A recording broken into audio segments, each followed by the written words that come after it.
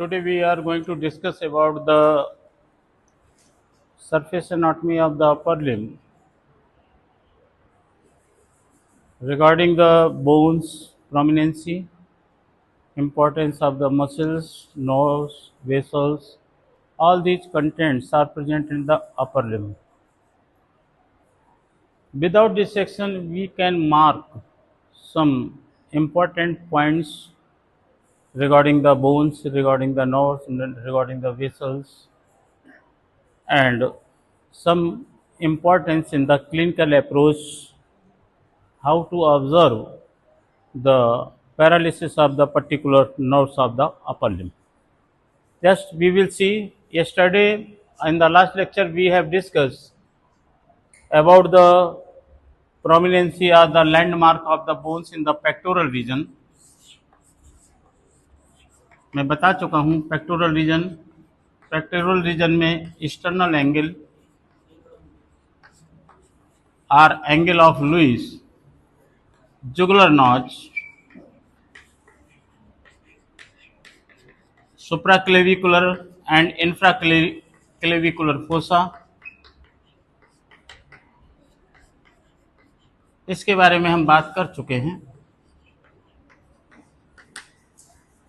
Brachium में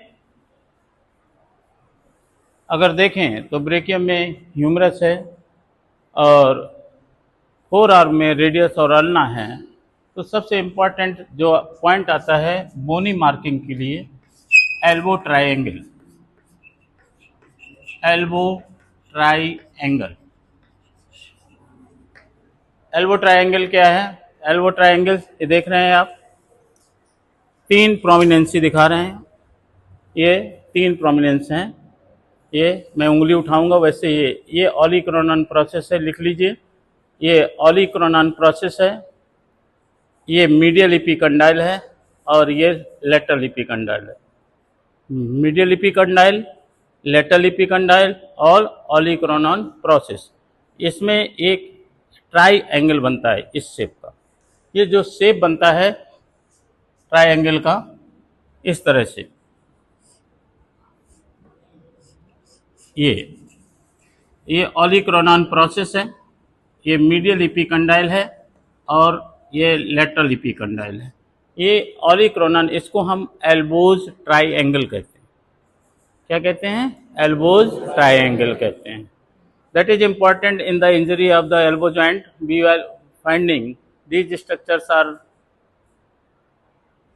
normal or abnormal. Accordingly, that we can identify whether the patient is having the injury or the supracondylar fracture is there, anything more. Just तो elbow triangle important है और medial epicondyle भी important है, क्योंकि शरीर में जो नर्व्स हैं, जितनी भी नर्व्स हैं हमारे पास शरीर में, केवल एक ही नर्व पैल्पेबल है। कौन सी नर्व पैल्पेबल है? Ulnar nerve. Only one nerve is palpable in our body. क्यों है ऐसा? देखें आप, क्योंकि जो मीडियल एपिकंडाइल है, मीडियल एपिकंडाइल से एक ग्रूव बनता है जिसे हम क्या कहते हैं? Groove for ulnar nerve. यहाँ मीडियल एपिकंडाइल में एक ग्रूव होता है, जो बोनी मार्किंग है ह्यूमरस में, groove for ulnar nerve. Groove for ulnar nerve, ये जो ग्रूव फॉर अल्नर नर्व है, ये जो है यहीं पर अल्नर नर्व पल्पेट की जा सकती है। मैंने पल्पेट करके बताया भी था। अल्नर नर्व, कई बार हमको झटका लग जाता है, दीवार में झटका लगता है तो हमें लगता है करंट लग गया। What is this thing? ये क्या है? अल्नर नर्व में अल्नर नर्व में होता है। और ये अल्नर नर्व जो मोटी होती है वो किस में हो जाती है? Thickened ulnar nerve is the sign of leprosy. कई बार पेशेंट है, हिस्ट्री देता है कि यहाँ पर हमारे एनेस्थेटिक पैचेज हैं, यहाँ पर हमको मालूम नहीं पड़ता है, सुई चुभाते हैं तो मालूम नहीं पड़ता है। तो ऐसी जगह जहाँ मालूम नहीं पड़ता तो हम इमीडिएट क्या करते हैं, बॉडी में कहीं भी हो एनेस्थेटिक पैचेज होते हैं, इमीडिएट हम क्या करते हैं, पेशेंट के अल्नर नर्व पल्पेट करेंगे। अल्नर नर्व पल्पेट करते हैं। अल्नर नर्व पल्पेबल है क्या? नॉर्मल है या मोटी है? मोटी thickened ulnar nerve is the probable. You can't confirm, उसके लिए मॉन्टेक्स टेस्ट होता है, वो टेस्ट करते हैं, लेकिन probable we can think about that the patient is having thickened ulnar nerve निश्चित रूप से क्या है, ये लेप्रोसी हो सकता है, वी विल सस्पेक्ट इट। तो बॉडी में अगर कोई भी नर्व पल्पेबल है तो अपर लिम्ब में है, कौन सी नर्व है, अल्नर नर्व है। कहाँ पर, मीडियल इपिकंडाइल पे, मीडियल इपिकंडाइल रीजन पे ये ग्रूव फॉर अल्नर नर्व है। यहाँ पर अगर देखें आप, ये ह्यूमरस है,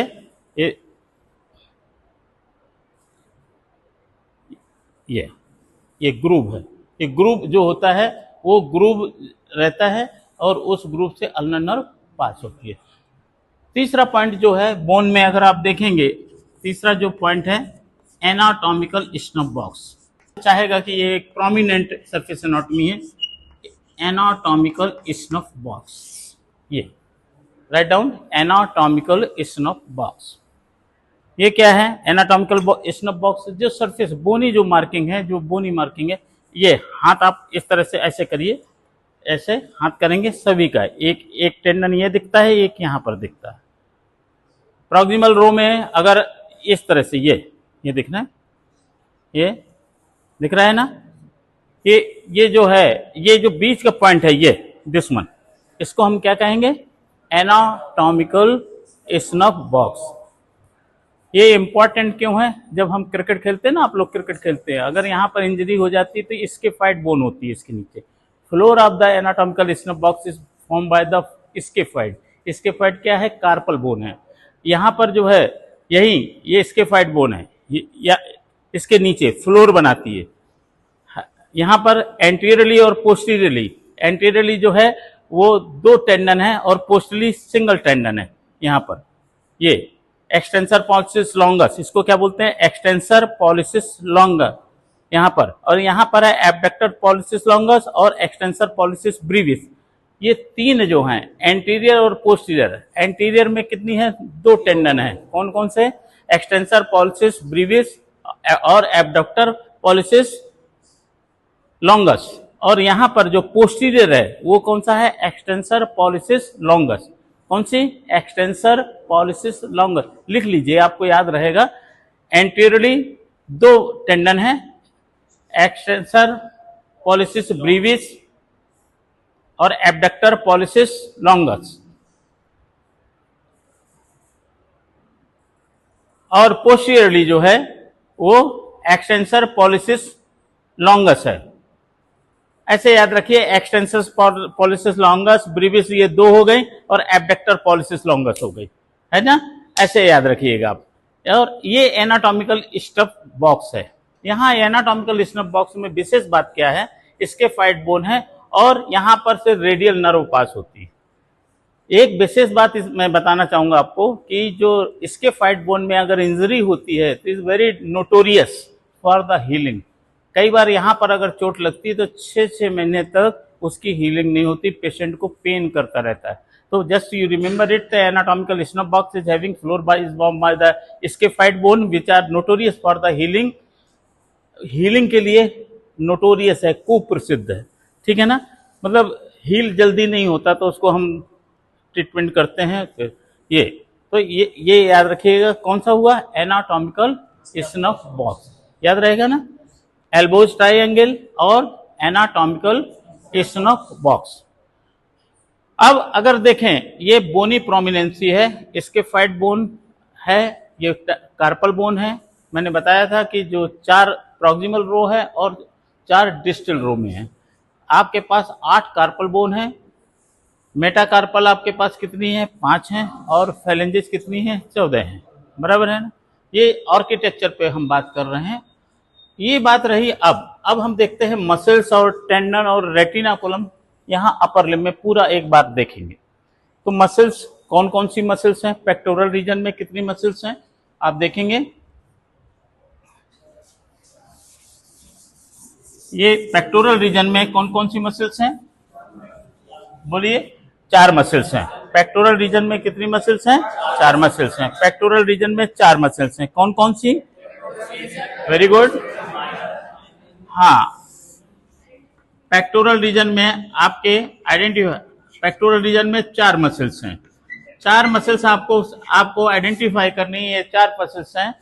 सामने की ओर पेक्टोरिस मेजर है, उसके नीचे पेक्टोरिस माइनर है, क्लेविकल के नीचे सब क्लेवियस है और नीचे रिब से जुड़ी हुई है सेरेटस एंटीरियर है।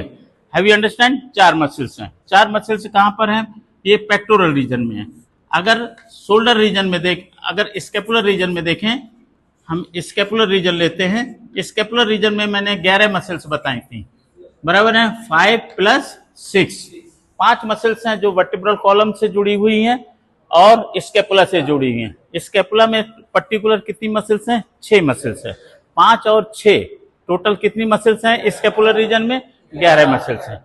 It's clear? ये 11 मसल्स हैं।